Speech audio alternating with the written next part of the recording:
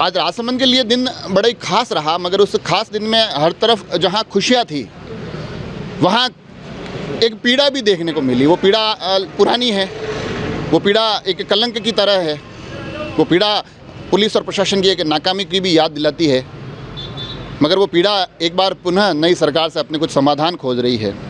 और जो पूरा वाक़या है, वो वाक़या आपको ध्यान होगा कि गत वर्ष 23/8/2023 को एक बड़ी डकैती की वारदात राजसमंद में हुई थी। दिन दहाड़े रूपम ज्वेलर्स पर वो घटना घटित हुई और उसको लेकर लगातार एक आक्रोश व्याप्त हुआ था, मगर कोई समाधान नहीं निकला, कोई फैसला नहीं निकला। वो तमाम व्यापारी वर्ग मेरे साथ है। आज आप लोग, मेरे को जहाँ तक जानकारी है, उप मुख्यमंत्री जो दिया कुमारी जी आ रही है, उनसे पुनः उसी प्रकरण को लेकर मिलने आ रहे हैं। बिल्कुल वही प्रकरण है। एक राजसमंद पे एक कलंक लगा था, दिन दहाड़े एक लूट हुई। लूट में दुकान में जो कुछ था वो सब लेके चले गए। तो एक तरह से हमारा जो व्यापारी के साथ घटना हुई है, एक तरह से उस परिवार की हत्या हुई है। एक पूरे परिवार को हत्या हो गई। उसमें राजस्थान सरकार कुछ भी नहीं कर पाई, पुलिस प्रशासन उस समय कुछ नहीं कर पाया, क्योंकि उस समय केवल एक गिरफ्तारी हुई। इसके बाद कुछ भी काम आगे नहीं बढ़ पाया।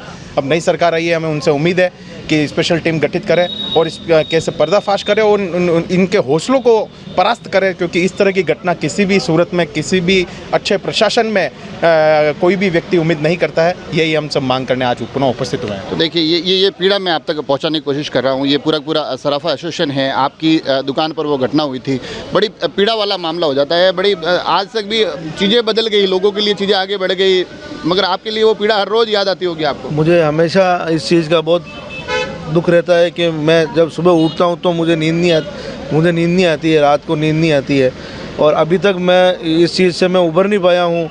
और मैं आगे मेरे जितने भी कस्टमर के सामान जो देने थे, वो भी मैं अब कैसे चुकाऊंगा, कैसे क्या करूंगा। मेरे ऊपर लगभग 2 करोड़ का कर्जा हो चुका है। इस तरह से पुलिस प्रशासन ने पूरी ढिलाई बरतते हुए इस काम को आगे तक अंजाम नहीं दिया है। मैं एसपी साहब से और डीपी दादी साहब से 3-4 बार मिल चुका हूं। कभी बोलते हैं हम चुनाव करा रहे हैं, कभी बोलते हैं हम क्या कर रहे हैं। अब इसकी मेरे इस प्रकरण की तरफ कोई ध्यान नहीं दे रहे हैं ये।